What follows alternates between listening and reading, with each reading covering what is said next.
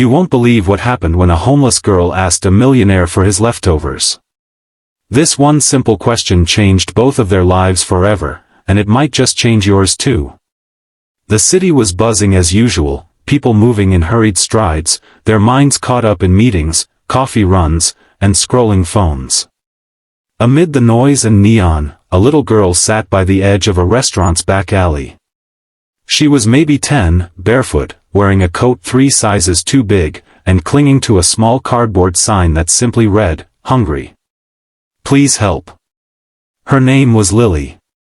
She'd been sitting in that alley since morning, watching waiters carry plates of untouched food to the trash. No one noticed her. No one ever did. Until Mr. Alan Royce showed up. Alan Royce was a self-made millionaire. CEO of a rising tech company, known for his sharp business sense, luxury suits, and cold detachment from anything emotional. He didn't believe in giving to beggars. He believed in hard work, numbers, logic, and earning your place. That evening, Alan was dining alone at the same upscale restaurant.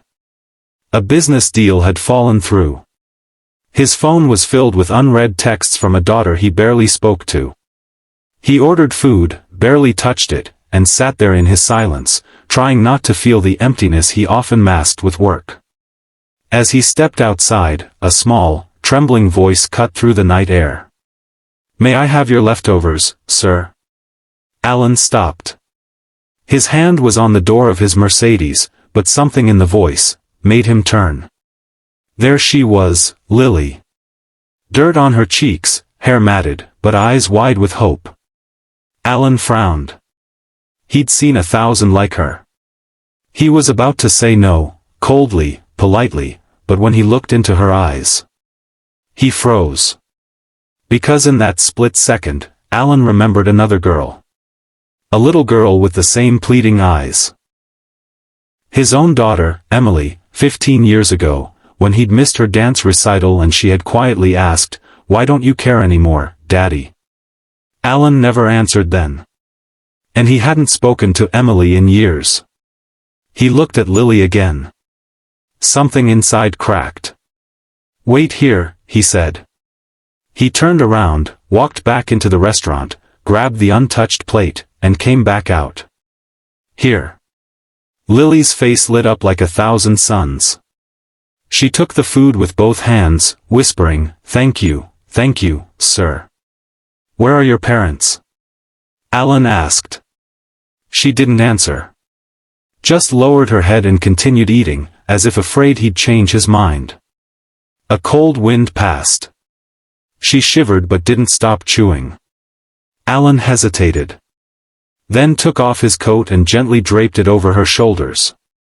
"Why are you out here?" She finally looked up. "My mom, she passed away last winter. We used to live in a shelter. But it closed. I didn't want to go to foster care. I was scared they'd split us up. Me and my brother." "Your brother?" Lily turned and pointed down the alley. A small figure lay curled beneath a pile of rags and boxes. A boy, barely 6. Alan swallowed hard. "How long have you been on the streets?" "Almost 2 months," she whispered. Alan's heart clenched. He didn't know what came over him, but he said, "Get in the car." Lily hesitated. "I won't hurt you," he said. "Let me help." That night changed everything. Alan took Lily and her brother, Jake, to a hotel. He had his assistant bring food, clothes, medicine. He contacted social services, but he made sure he would stay involved. He couldn't sleep that night. He kept thinking of Emily. The next day, he tracked down Lily's school records. He found out their mother had tried everything to stay afloat, working 3 jobs, taking classes, volunteering. She had even applied for help from a non-profit organization. But no one ever responded in time. Alan felt ashamed. He'd donated to that very non-profit. He'd written a check, smiled for the cameras, and walked away. Now he wanted to do more. Days turned into weeks. Alan visited Lily and Jake every day. He found them a safe home with a loving foster family, but he didn't stop there. He offered to sponsor their education. And soon, he started volunteering at shelters himself. In helping them, he found himself again. One afternoon, as he took Lily out for ice cream, she asked, "Why did you help us, Mr. Royce?" Alan paused. "Because when I looked into your eyes, I saw someone I forgot how to be. Someone kind. Someone who still believed in people." She smiled. "I believe in you, too." But the true miracle happened when Alan received a letter in the mail. It was from his daughter, Emily. "Dad," it read, "I saw your interview on the news. I saw what you did for that little girl. I used to think you didn't care. But maybe I was wrong. I'd like to talk, if you're ready." Alan cried for the first time in 20 years. He called her that night. The story of Lily and the leftovers became national news. Not because it was sensational, but because it was real.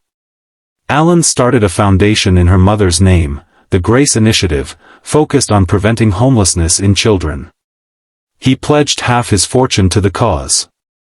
Lily went on to finish school, then college. She became a social worker. Jake? He became a teacher. Alan?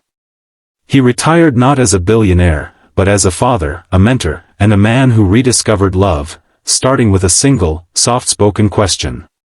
"May I have your leftovers, sir?" She didn't ask for much. Just what he didn't need. But when he gave it to her, he realized he had been starving, too.